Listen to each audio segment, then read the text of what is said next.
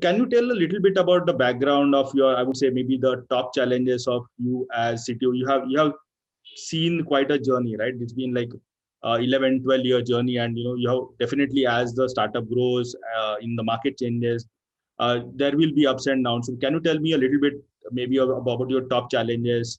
And then I mean, post that, I think the big thing that we'll talk about is like maybe COVID. But like before that, I just wanted to know, your product journey, right? That two kind of learnings in that particular space.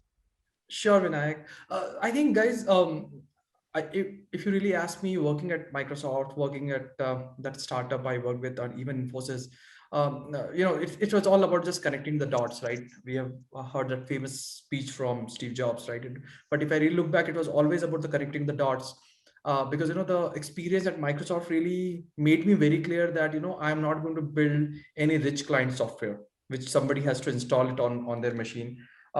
Second thing is that, again, with that same experience, I had worked with one of the product which was called Microsoft Live Meeting, right? And it was one of the first SaaS company in 2001 which Microsoft had acquired, right? So later I worked with that team and really was blown away with the power of SaaS, right? Or hosted a cloud hosted solution, because that whole power of that agile mindset, right? It just resonates with me. It used to resonate with me, right? And when we started moving Sync, at that point of time, that was a big decision, because still when we were going to the various companies, they were just saying, how can I give you my data, right? They were not just ready, but still we really hold the ground, and we said, whatever happens, we are not going to compromise on the agility.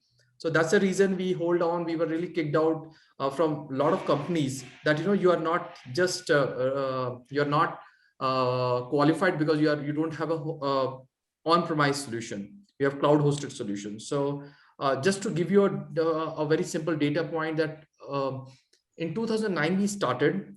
We almost did a pilot with Google for 1 year, and then we signed up Google. Our second customer came after 1 year, which was Microsoft, right? We took another 1 year to get Oracle and Amazon as our customer. So if you really see, the entire growth in the initial 3 to 4 years was absolutely slow. But again, and one of the big reason was we were sticking that we are going to be a SaaS.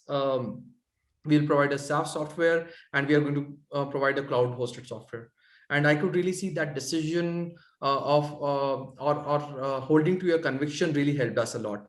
That later, because today we have 120 odd customers, and we have our software, which is, before pre-COVID, we had almost like 3 lakh users who are using our devices, our application every day, and almost 50,000 drivers we were using. And I think most important part, Vinayak, I would really say that as a co-founder, or as a normal engineer as well, right? We have to stick to the first principles. Sticking to the first principle is so important, that so when we came up with this whole driver application, just imagine, it was a pre-Ola and Uber days, right? Nobody has seen a proper Android phone by that time, right? The first device that we use, I'm not sure if any of somebody has heard of this device, called, it was from Huawei Ideos, right? It was a 2.3 inch screen phone. It was just launched in Kenya that time, and we were expecting, by the time we will be ready, I think we'll be able to get to hold of that phone, right? So we just actually went by first principle, that maybe we should just use this smartphone for almost like we were using it almost like a Linux machine that time, right? Interesting. So yeah, so sticking to the first principle as a technical person, because you are the only person who will be able to appreciate it. You will go to anybody, you can go for advice to everybody, but finally it's your call on the technology as well as business, right? And as a CTO, I think it's super important. It's absolutely important for you that you should know what your business is, and you should know whether your technology is there for short term, long term. To just give you one example, Vinayak, on that part, I'm just taking too long, but when we came up with the software, right, before writing a first line of code for first line of code, because at that point of there was no MDM solution, right, for the driver devices. So before writing a first line of code for real application, we built a lightweight MDM ourselves, which was like, remote troubleshooting, report screenshot, over the air software upgrade, because we were very clear from day one that we will not be able to write a perfect software from day one. Only right way is that you just find out the problem, ensure that your system is smart enough so that you are able to pinpoint the problem fast and fix it and deploy it. So that has been our mantra from day one, that you are not perfect and you will never be perfect. Just ensure that you're agile enough. Is you're in some sense very invested, or we call it like the sunk cost fallacy in a product, right? You already had like MovingSync, and now you're kind of pivoting and building a new product line. So what was the impact on the team, building like like a parallel product line? Again, if it's a new thing, everybody wants to work on the new thing, right? So how did you handle that dynamics in your team, right? And we talked about the technical part, the platform and how they're used, but what was the impact on the people? Maybe quickly talk about that. Sure, Vinayak, I think that's a very, very fantastic question. I'll tell you, the team dynamics is what is everything, right? Everything. The product is the representation of team state of mind, right? That's how I really take it.